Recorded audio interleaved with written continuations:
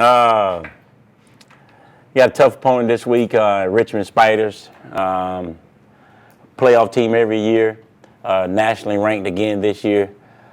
Well coached, disciplined team, tough, gonna fight you. They know what it takes to win and win championships. So we got to be prepared this week for a battle. They come in, they battle tested, played a good team last week in Maryland.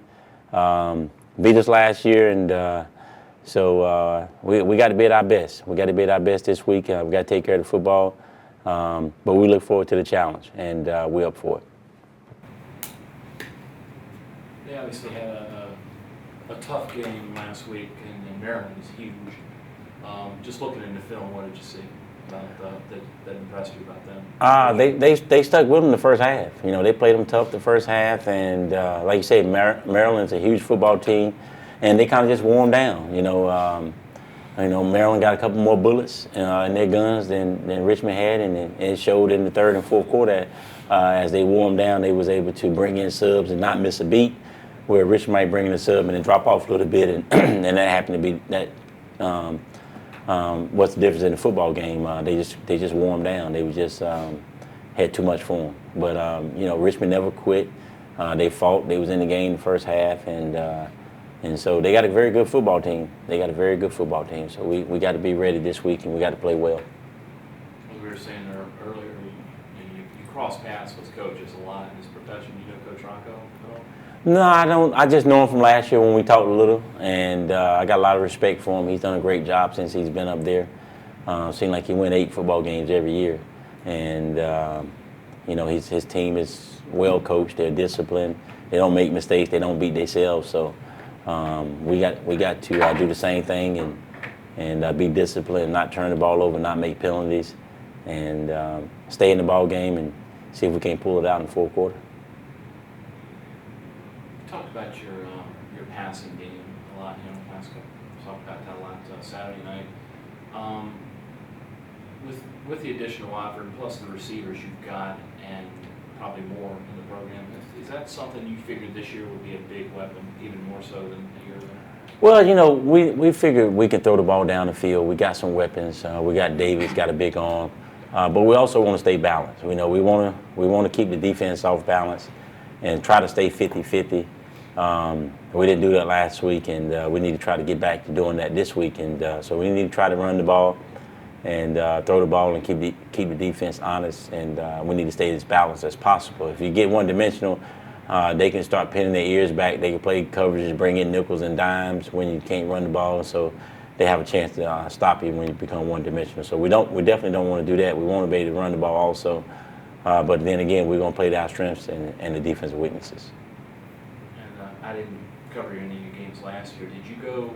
How often did you? Obviously you went deep a lot Saturday night. Was that what you did last year too, as much? Yeah, we take shots. It really just depends on what type of defense they're playing. We're gonna have somebody going deep every play, and if the safety vacates the middle of the football field, we're gonna throw it down the middle of the football field. If the safety stay in the middle of the football field, then of course we got to go elsewhere with the football. So every play gonna have somebody deep and a couple guys short. Or some plays might have a couple guys deep, but we're going to read the defense, and depends on what defense they're playing, that's going to determine where we go with the football.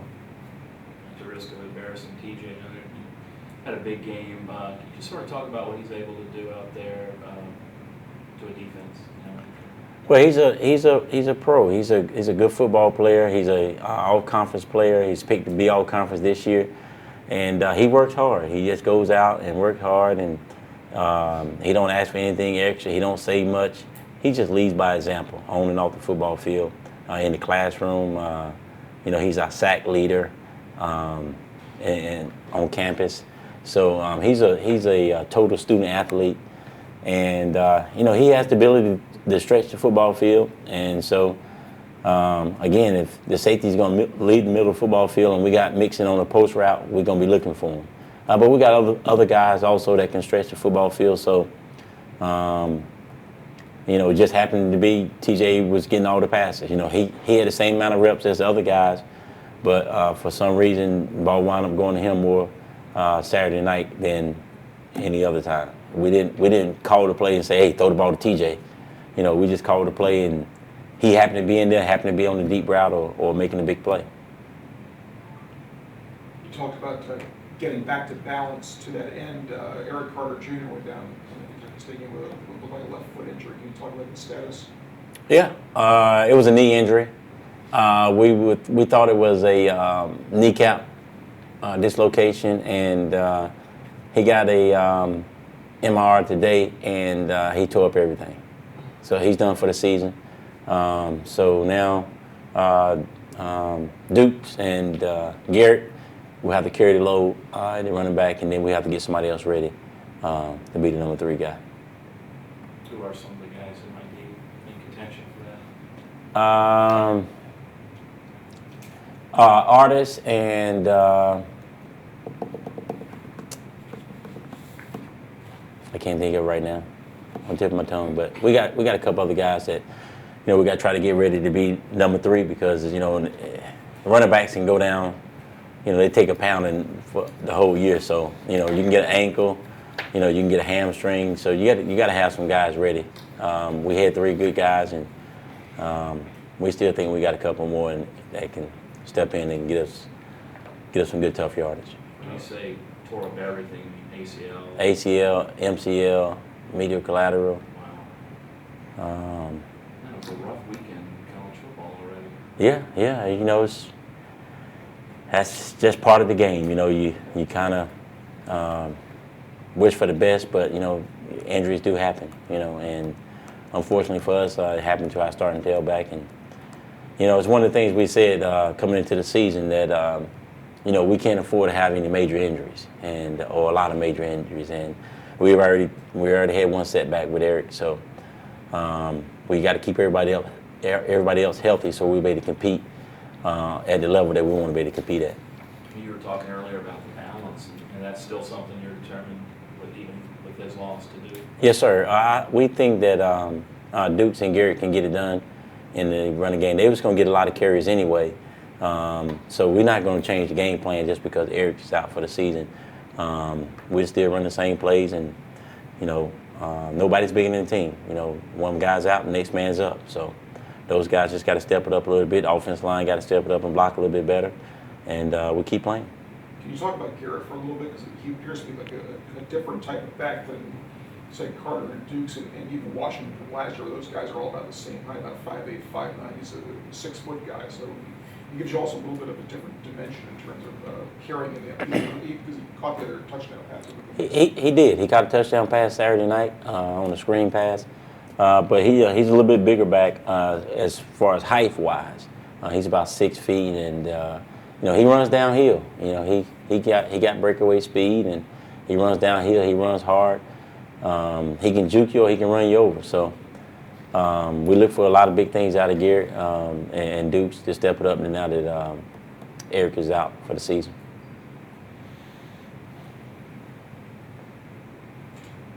Is this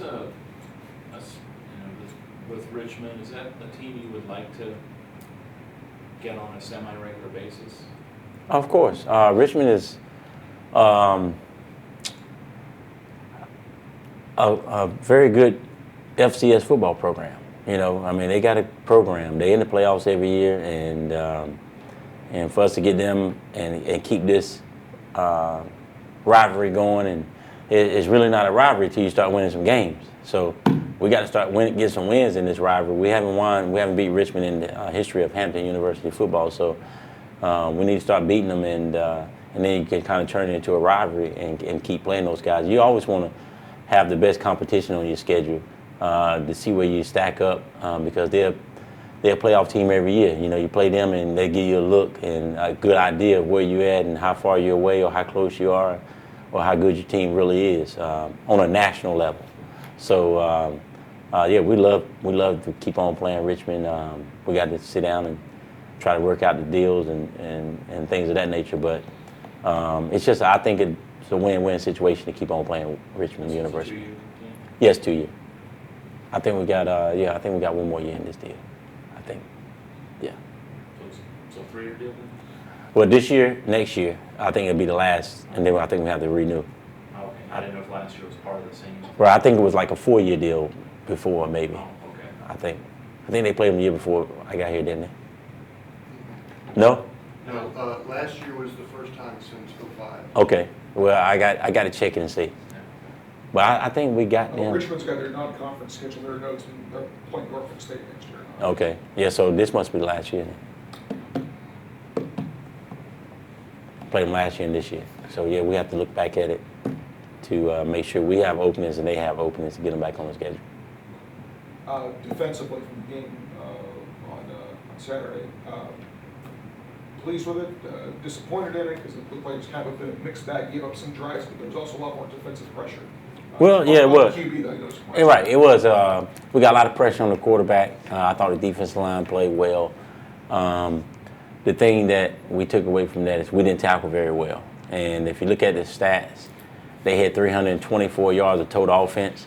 They had 200 after we broke down the film. They had 224 after first contact.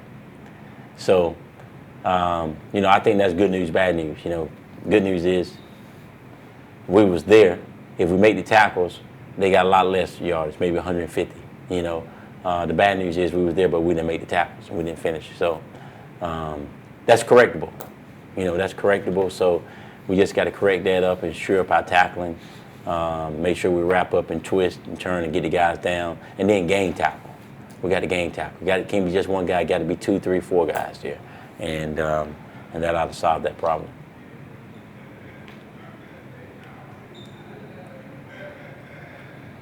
To that point, one of the points of discussion on our broadcast Saturday night was the fact that in college football you don't have preseason exhibition scrimmages against other teams. So your opening game is basically more or less your scrimmage. So a lot of what we saw Saturday night, is that just working kinks out in terms of penalties, in terms of missed tackles, that sort of thing? I think so. I think you can credit a lot of that to it. You just can't duplicate game speed and the pressure of a game, officials, the other team finally, the bands are playing, the crowds are there, the parents are there.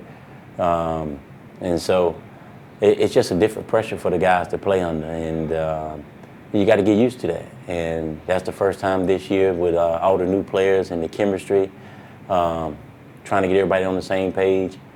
So you got to credit that to the first game of the season, and you got to learn from it. Now we got to come back and not do the same thing this week and continue to get better. Would you want to scrimmage like a lot of the other sports are able to do? I want to be past not scrimmaging somebody. I think that'd be good, because you hit each other so much. You know each other's tendencies. The DBs know the receivers know the DBs, the D-line know the O-line know the D-line. And so it's just, I wouldn't mind that at all. You probably can cut it down a little bit, It don't have to be 60 minutes. It could be 30 minutes, 2 15-minute halves. Maybe a control thing. Yeah. You not make the quarterbacks live or something, but then you really get a good look at where you're at and get your guys into a game mode, game speed atmosphere. Hey, when Carter got hurt, I was trying to remember the play, was it a contact thing or did he? Well, the safety came in from across the field and he was fighting for yardage and he went in low on him, And we really couldn't see it well, but it looked like his foot was kind of turned out when he was laying on the ground. Yeah, that's what I thought. That's what I saw. Yeah, so I heard somebody say it was broke. One of the guys that was coming back said, "Oh, it's broke." And so I saw it laying that way right there. I didn't know what to think, and then they said it was just a kneecap dislocation. So I was happy because they were saying that's 2 to 3 or 3 to 4 weeks. Now that the MRIs came back and said that he tore up everything, so he's done for the season. So we got to move on, keep him in our prayers, and try to keep winning football games. All right. And that's all, folks.